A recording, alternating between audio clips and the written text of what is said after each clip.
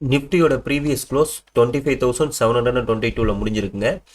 இப்போ வரைக்கும் நம்மளோட ஃபியூச்சர்ஸ் சொன்னாங்க ஒரு 50 பாயிண்ட்டுங்க நெகட்டிவ் ட்ரேட் ஆகிட்டு இருக்கு. நம்மளோட ஃபியூச்சர்ஸ் சொன்னால் நம்ம மார்க்கெட் முடியும் போதுங்க இது ஒரு 900 இந்த ரேஞ்சில் தாங்க முடிஞ்சிருக்கு. அதுக்கப்புறம் ஒரு 100 பாயிண்ட் ஃபால் வந்துட்டுங்க, அப்படியே ரெக்கவரி ஆகிட்டு இருக்கு. இது எப்படி நம்ம மார்க்கெட்டில் ஓப்பனிங்கில் இம்பாக்ட் பண்ணோம் அப்படின்னா, நம்ம மார்க்கெட் முடிஞ்சது 731ங்களா. So post market 722. ஓப்பனிங் வந்து பார்த்தீங்கன்னா ஒரு 700க்கு கீழே ஓப்பனிங் வர வாய்ப்பு இருக்குங்க. ஸோ அப்படி மார்க்கெட் வந்து 700 கீழே ஓப்பனிங் வந்தாங்க. ஃபர்ஸ்ட் ஒரு 50 மினிட்ஸ் ஓரளவுக்கு வல்டிலிட்டியாக இருக்குங்க. என்னை பொறுத்த வரைக்கும் ஃபர்ஸ்ட் ஒரு 50 மினிட்ஸ் வல்டிலிட்டியாக இருக்கும். கீழே சப்போர்ட்னு வந்து இந்த 600 இந்த ரேஞ்ச் இருக்கு பாருங்க. இது வந்து பார்த்தீங்கன்னா மார்க்கெட்டுக்கு இன்ட்ராடேக்கு நல்ல ஒரு சப்போர்ட்டாக இருங்க. ரெசிஸ்டன்ஸை பொறுத்த வரைக்கும் இந்த ரவுண்ட் வேல்யூங்க 26,000 ஓரளவுக்கு நல்ல ஒரு ரெசிஸ்டன்ஸாக இருக்கு இன்ட்ராடேக்கு. என்னை பொறுத்த வரைக்கும் காலையில் ஓப்பனிங் எப்படி 700 கீழே தாங்க வரும். ஃபர்ஸ்ட் ஒரு 50 மினிட்ஸ் கண்டிப்பாக வல்டிலிட்டி வருங்க. வந்துச்சுன்னா கீழே திரும்ப 600 கிட்ட வந்துங்க மார்க்கெட் திரும்ப பார்க்குங்க. அப்போ அப் சைடில் ஃபோக்கஸ் பண்ணிக்கிறது நல்லதுங்க. ஸோ என்னை பொறுத்த வரைக்கும் நிஃப்டி வந்து நல்ல ஒரு புலிசல் இருக்குங்க. ஸோ பார்க்கலாங்க. இங்கேருந்து சப்போர்ட் இருந்துச்சுன்னா மார்க்கெட் திரும்ப இந்த 26 கூட உடச்சிருங்க. அதுக்கப்புறம் ஆல் டைம் கைங்க அந்த 277ங்களா நிஃப்டியோட ப்ரீவியஸ் ஆல் டைம் கை அந்த ரேஞ்சுங்க. இது தாங்க வந்துட்டு மார்க்கெட்டுக்கு ஓரளவுக்கு நல்ல ஒரு ரெசிஸ்டன்ஸாக இருங்க. எஸ் 26,277 ருபீஸ் வந்துட்டு ஆல் டைம் கைங்க. ஸோ இதுதான் வந்துட்டு மார்க்கெட் ஓரளவுக்கு ரெசிஸ்டன்ஸாக இருக்கும். ஸோ பார்க்கலாங்க. நிஃப்டி இன்னைக்கு எப்படி ஓப்பன் பண்ணலான்னு பார்த்துடுங்க. ஏதாச்சும் நியூ என்ட்ரி இருக்குன்னா கூட எடுத்துக்கலாங்க. கீழே வந்துட்டு திரும்பிச்சா அப் சைடில் நம்ம ஃபோக்கஸ் பண்ணலாம். நிஃப்டியை பொறுத்த வரைக்கும் என்னோட வியூ தாங்க. Next bank நிஃப்டிங்க.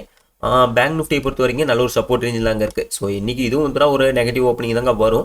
அப்படி ஓப்பனிங் வந்தாங்க பேங்க் நிஃப்டிக்கு இந்த ரேஞ்ச் இருக்குது பாருங்கள். ப்ரீவியஸாக ஒரு லோ வந்துருக்கு பாருங்கள் 480ங்களா. ஸோ இந்த ரேஞ்ச் வந்துட்டு மார்க்கெட்டுக்கு நல்ல ஒரு சப்போர்ட்டாக இருக்குங்க. ரெசிஸ்டன்ஸை பொறுத்த வரைக்கும் உங்களுக்கு இது இந்த ஆல் டைம் இருக்கலாங்க. இது வந்து சின்ன ஒரு ரெசிஸ்டன்ஸாக இருங்க. ஆனால் இதெல்லாம் பிரேக் ஆகுங்க. 60K வச்சுக்கிட்டு வேணா பேங்க் நிஃப்டியில் ட்ராவல் பண்ணிக்கலாங்க. ஸோ ரெசிஸ்டன்ஸை பொறுத்த வரைக்கும் அது 60K ஓரளவுக்கு நல்ல ஒரு ரெசிஸ்டன்ஸாக இருக்குங்க.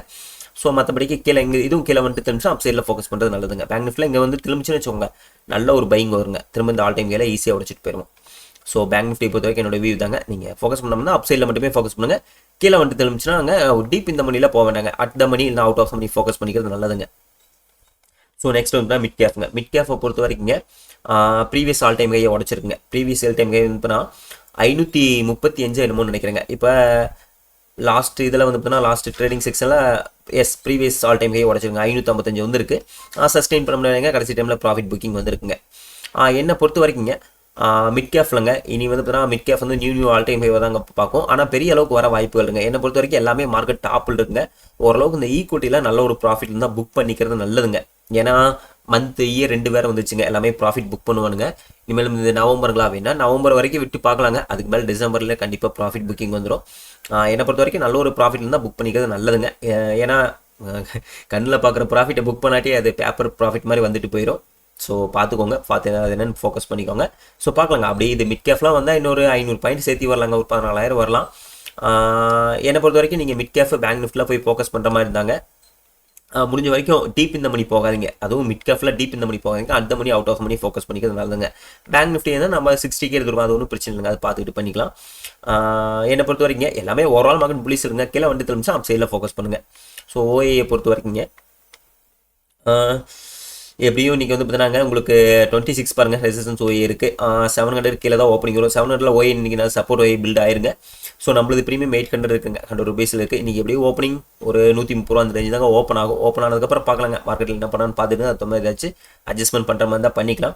ப்ளஸ் நியூவாக என்ட்ரி யாராச்சும் எடுக்கணும்னு வச்சிங்கனாலும் நீங்கள் நல்ல ஒரு என்ட்ரி கிடைக்குங்க. ஸோ யாராச்சும் எடுக்கணும்னு வச்சிங்கன்னா காலையில் ஓப்பனிங்லேயே வந்துருங்க. பார்த்துக்கலாம். சரிங்க. பார்க்கலாம் மார்க்கெட் எப்படி ஓப்பனிங் பண்ணாலும் பார்த்துக்கிடுங்க. ஃபஸ்ட் ஒரு 50 மினிட்ஸ் என்ன மாதிரி பர்ஃபார்மன்ஸ் பண்ணுதுன்னு பார்த்துக்கிட்டு அதுக்கு மாதிரி நம்ம என்ட்ரி எடுத்துக்கலாங்க. நான் லைவ் போகிறேங்க. லைவ்ல என்னன்னு பார்க்கலாம் நம்மளே. தேங்க்யூ.